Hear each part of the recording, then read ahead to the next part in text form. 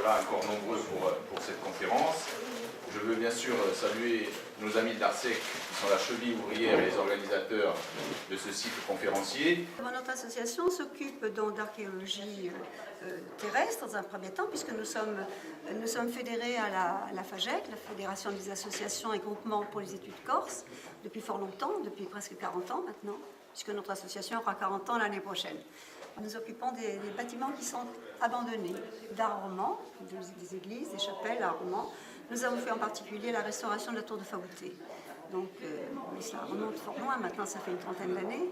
Donc, toutes les personnes qui passent à côté la trouvent très jolie, mais n'imaginent pas dans quel état de ruine elle pouvait se trouver quand nous nous sommes intéressés à elle. Le patrimoine qui nous a été légué par nos anciens et que nous avons tous la nécessité ou l'ardente nécessité de préserver, de sauvegarder, de dynamiser et aussi bien sûr pour mieux le transmettre aux nouvelles générations.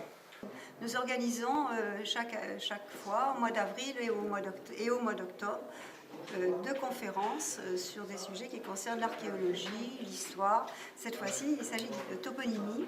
La toponymie est la science des lieux-dits. Voilà, ce sont des noms qui s'attachent à des lieux-dits. Et donc là, nous allons avoir une démonstration extrêmement intéressante parce que les lieux-dits se sont modifiés au fil du temps. J'ai essayé de faire des études originales sur les manques de la toponymie. La toponymie existe déjà bien, principalement dans le plan terrier et sur les cartes, les diverses cartes qu'on peut trouver en Corse. Mais j'ai voulu faire un travail original. Les manques, c'est principalement la montagne et la mer. Donc j'ai voulu faire une recherche sur le littoral. Donc j'ai passé plusieurs années à parcourir le littoral corse, à retrouver des informateurs pour avoir un relevé de tous les toponymes qui existent sur le littoral en tradition orale, mais qui n'existent sur aucune carte et qui ne sont répertoriés nulle part. J'ai réalisé un ouvrage sur la toponymie littorale. Cette carte est destinée au public à essayer de faire comprendre au public quelle est la richesse, le patrimoine des toponymes littoraux, que les toponymes littoraux nous montrent, qui nous montrent un petit peu toute l'histoire de la Corse à travers ces toponymes, depuis les plus anciens, c'est-à-dire le néolithique, jusqu'à nos jours.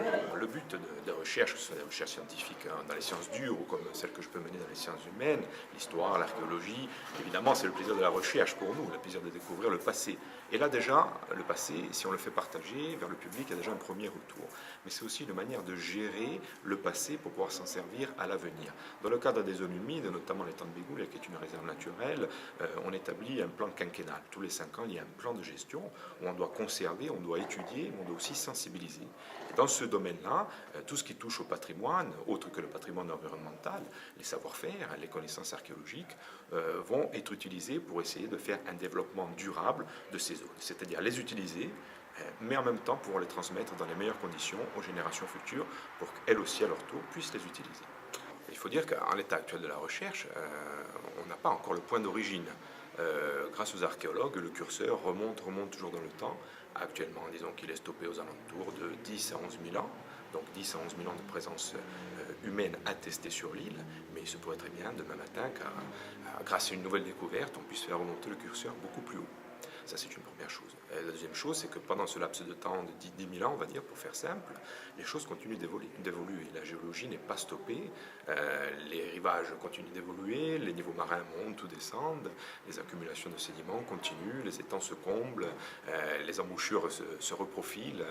Là, l'homme peut tenter des actions très ponctuelles, mais il ne peut pas aller contre la machine géologique.